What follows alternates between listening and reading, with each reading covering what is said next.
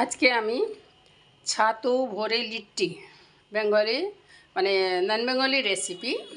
সবাই খায়, সবাই লিট্টি খেতে একটু ভালোবাসে।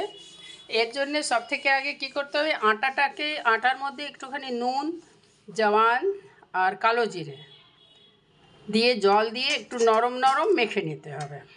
আর এই যে ছাতুর মধ্যে পেঁয়াজ, রসুন, আদা, লঙ্কা আর লবণ আর একটু সরষের তেল বা যদি আচার থাকে ঘরের মধ্যে তো আচার দিয়ে, আর যদি একটু টক দিলে ভালো হয় তাহলে নিবুর টকটা দিয়ে দিতে পারেন বা তেঁতুলের টক জলে ভিজিয়ে নেবেন, একটু গাঢ় গাঢ় তেঁতুলের জল দিয়ে ছাতুর পুরটা তৈরি করে নিলেন। এইবার কি করতে হবে, এই একটা থালার প্রয়োজন লাগবে। এই যে এরম থালা থাকলে খুবই ভালো হয়। আর একটা কড়াইতে যে কোনো একটা বাসনে একটু জল নিলেন, জলের মধ্যে একটু টমেটো দিয়ে দেবেন। এইটা টমেটো বয়েল হলে এর চাটনিও আমরা খুব বেশি ভালোবাসি এর সঙ্গে। তো এইবার কি করব, এই যে আটা রয়েছে এর ছোট ছোট লই করে নেব আর এর মধ্যেই এই ছাতুর পুরটা ভরবো। এই ধরনের একদম ছোট ছোট একটু লইটা, এই যে পুরোটা আটা রয়েছে এটার ছোট ছোট লই করে নেব। এই যে ছোট ছোট লই করে নিয়েছি। এবারে এটাকে গোল করব আর গোল করে তারপর এর মধ্যে ছাতুর পুরটা ভরবো।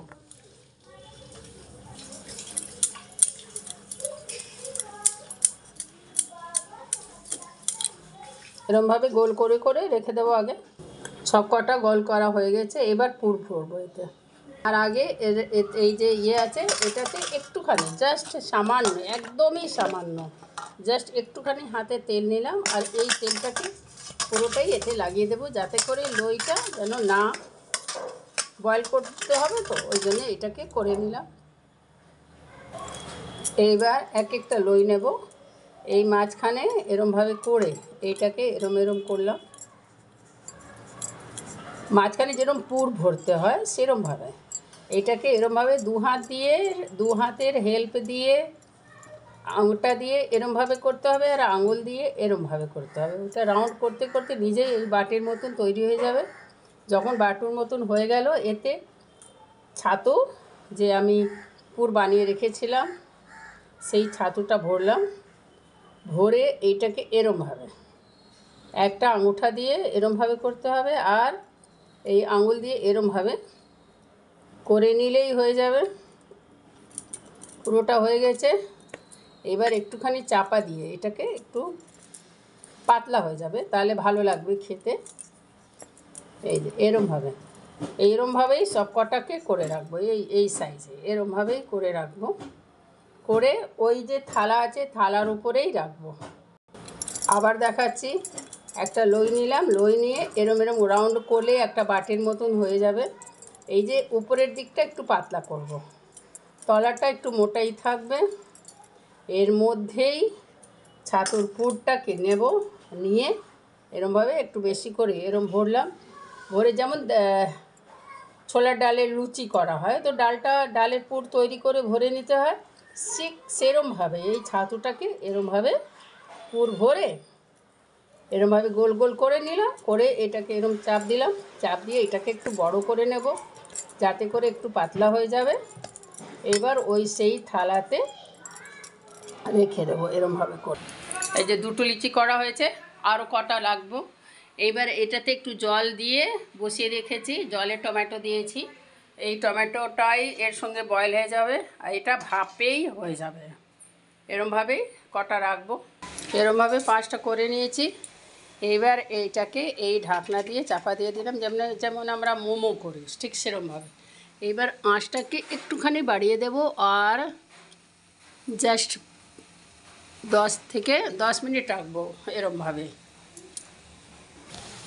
অলরেডি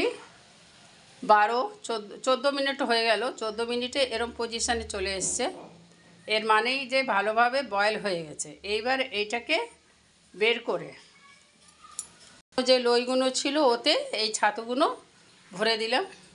এবার ওইটাকে কি করতে হবে, ওইটাকে বের করে আবার এইটাকেই ওর মধ্যে দিয়ে দেব।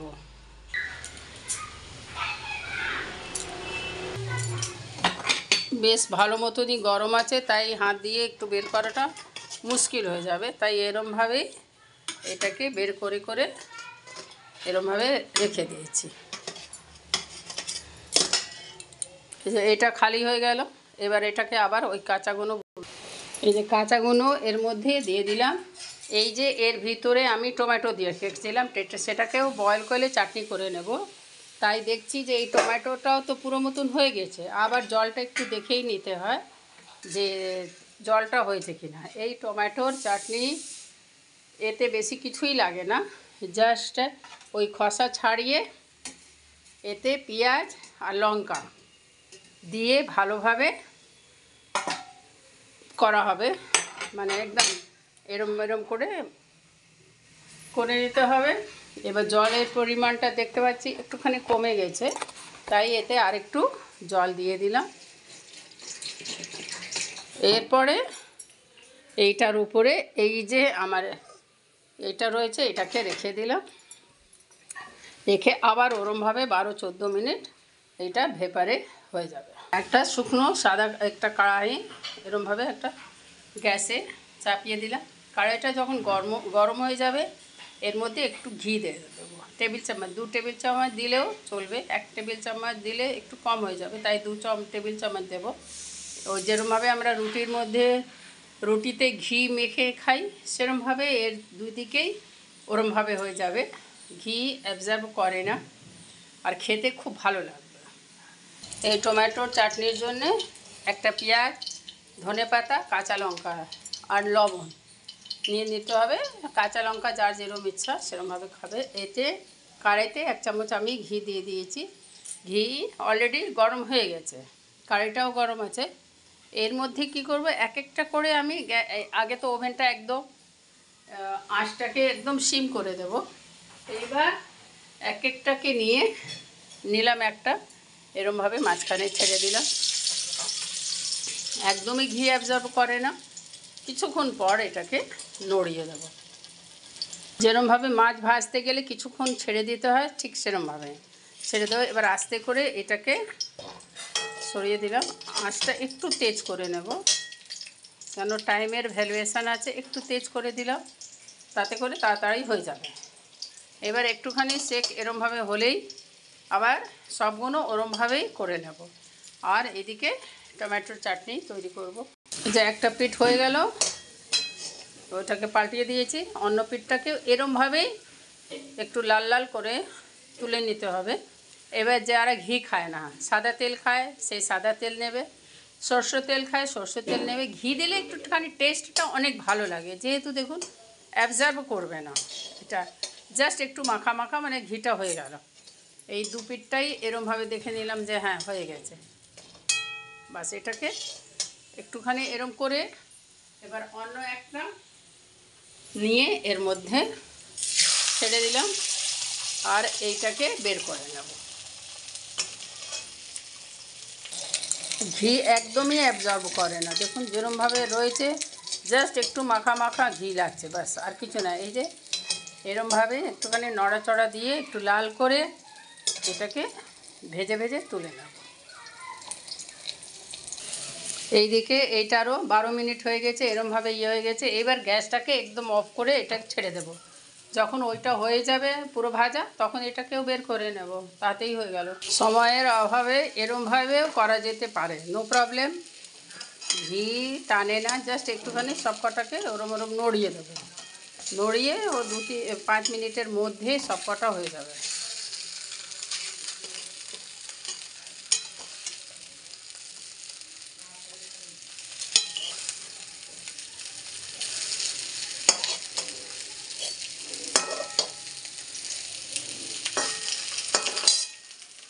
একসঙ্গে করতে গেলে গ্যাসটা একটু সিমে রাখতে হবে। এরমভাবে হয়ে যাওয়ার পরে গ্যাসটাকে একটু তেজ করে নেব আর সাবধানীপূর্বক এরমভাবে লাল লাল করে একটু ভেজে বের করে দেব। সব কটাই লালভাবে ভাজা হয়ে গেল। এইবার এই যে গ্যাসটাকে অফ করে দিলাম, কিছুক্ষণ থাকবে, নিজেই লাল হয়ে যাবে। টমেটোর চাটনি করতে গেলে টমেটো তো অলরেডি বয়েল হয়ে গেছে, এবার এই ছোকলাটা ছাড়িয়ে দিলাম, আরামসে একদম ছেড়ে গেল। এইবার এই যে টমেটো আছে, এটাকে এখানে আমি ধনেপাতা আর লঙ্কা অলরেডি কাটা হয়ে গেছে, এর মধ্যেই টমেটোটা দিয়ে এইটাকে ভালোভাবে মেখে দেবো। আর টমেটোটাকে ভালোভাবে মেখে দেবো, পেঁয়াজ, এতে নুন আর